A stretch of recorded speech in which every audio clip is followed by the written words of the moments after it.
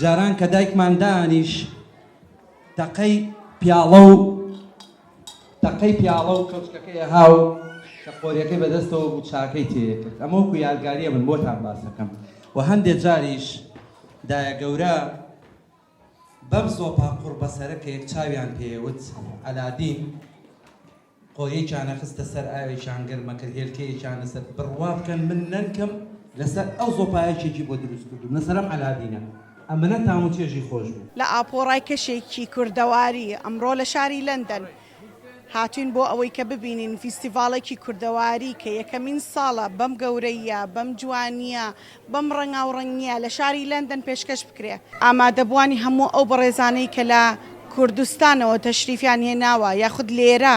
بۆ ئەوەی کە بتوانن فیستیڤاڵێکی جوانی کوردەواری و کللتوری پێشکەش بکەن من لێرەوە دەست پێ یەکەم شانتانە دەم کە خاتوونێکی زۆر لێ هاتوو دەستخۆشی لێ دەکەین بۆ ئەوەی کە هاتووە بۆ ئێرە زەحمەتی کێشاوە ئەم خواردنە کوردەواریانی پێشکەش کردووە تا ئەوەی بتوانن ئەمڕۆ تاموبۆنی خواردنی کوردەواری بکەن خاتو لەنجەم کاتۆ باش وەزە چۆنە بەخێراتن دەکەین دەستەکانت خۆش بێ و بەلێ هاتووی جەنابەت هەستەکەم ئێرە ڕازانۆتەوە بە خواردنە کوردەواریەکان بانگێشکردنی من زۆر سپاسی تایبەتم هەیە بۆ جیرانخان و کاک گۆفە کە بانگێشتان کردم دەست و چاوی کاک شەموزی کامێرەمانمان خۆش بێت هەمیشە پێشەنگە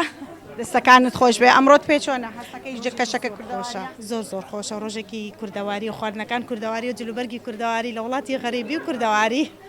بۆچی بەشداریت واللهی بانگێشکرام حەزم کرد بەشداری بکەم لەم بۆنە کوردەواریە کە هەروەها خواردنە کوردیەکان پێشکەشکەم بە حکمەوەی کە من پەیجێکم هەیە بە ناوی خواردنی کوردی تیناوە لە ڕێگەی ئۆنلاینەوە خواردنەکان دروست دەکەم وتە گەنجەکانمان داوای ئەکەن عایلە داوایەکە بۆ بۆنەکان عیدمیلاد بۆ حەفلە و بۆنەکانیان هەروە بۆ تەعزیە لە ڕەمەزانە بۆ مزگەوتەکان خواردن دروست دەکەم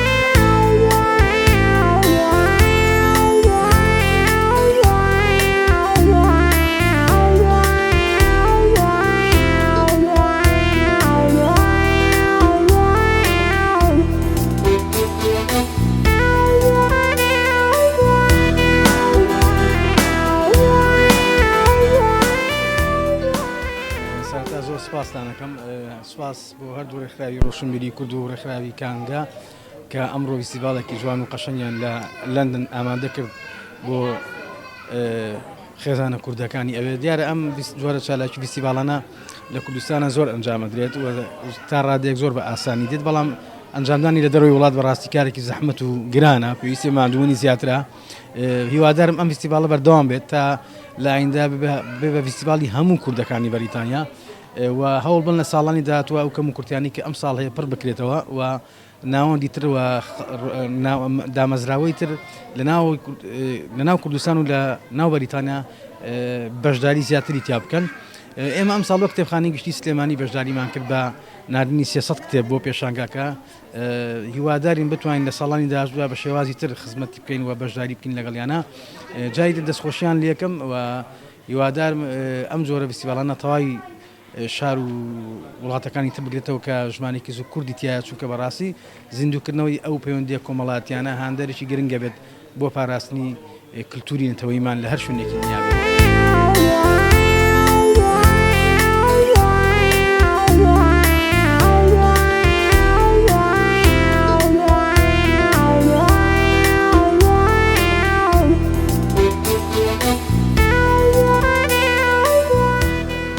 دەستان خۆش بێ فیستیڤاڵێکی زۆر باشە یعنی لە شاری لەندەنە کە لەم دۆخەیە سای کوردستان و بەریتانیایە کە چالاکی ڕۆشنبیری زۆر کەمە ئامادەکردنی فیستیڤاڵێکی واهی و بە ئامادەبوونی خەڵکێکی زۆر و کۆمەڵێک چالاکی ڕۆشنبیری ڕاستی گرنگە یعنی و کواڵەتی شەکانی زۆر باش بوو لە ڕووی هونەریەوە بەدڵم بوو گەلی ئێمە بە زمان و بە کللتورەکەی ماوە یعنی زمانی کوردی و کللتوری ئێمە توانیوێتە لە نێوان سێ میلەتی گەورەی وەکو تورک و فارس و عەرەبە دەربازمان بکە ئەمە معناوەیە کە کللتوری ئێمە پێویستی بە بایەخپێدانە ئەم بایەخپێدانە هەر کەسێک بیکە بە بڕای من کارێکی گرنگ و جێگای دەستخۆشتان لێکم زۆر سپاس دەستان خۆش بەڕاستی کارێکی جوانتان کردووە شتێکی تازەیە و شتێکی جیاوازە یعنی ئەمە بۆ جار یەکەمەکە ئەمەی ئێوە کردوتانە دەستان خۆش بێ بەڕاستی فیستیڤالێکی تابڕێی سەرکەوتوو بوو کارێکی زۆر پێویست بوو بەڕای بە تایبەتی بۆ ئێمە ڕەوەندی کوردی لێرە گرنگێکی تایبەتی خۆ هەیە کە ئێمە کۆبوونەوەی ئەوا بکەین و کەلتوری خۆمان بە نەوەکانی داهاتوومان لێرە ئاشنا بکەین دەستان خۆش بێ و ئیشێکی زۆر جوانتان کرد بوو ئەمە لێرن کە پشتگیری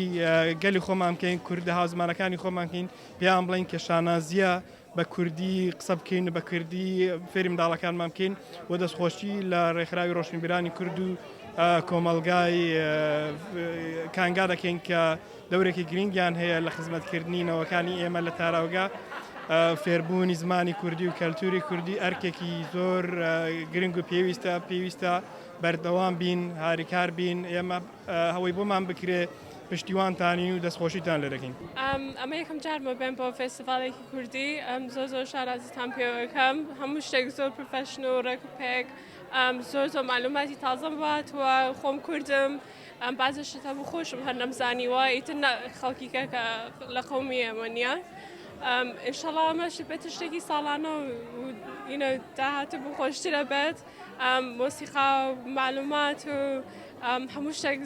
کۆڤەردەکان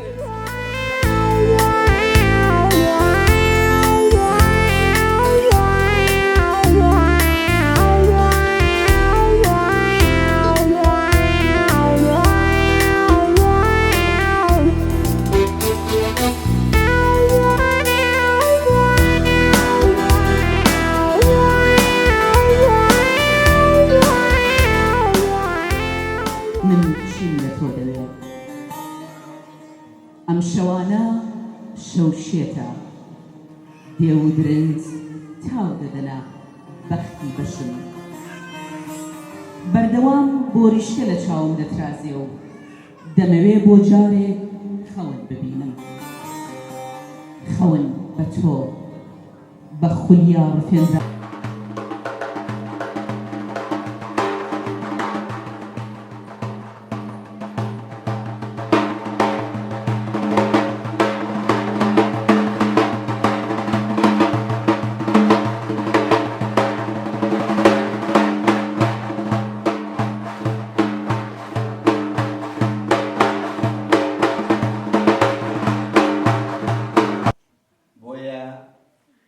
کاتیان بۆ دیاریکردووی نامانەوێت زیاتر لەسەر وابەتە بڕۆی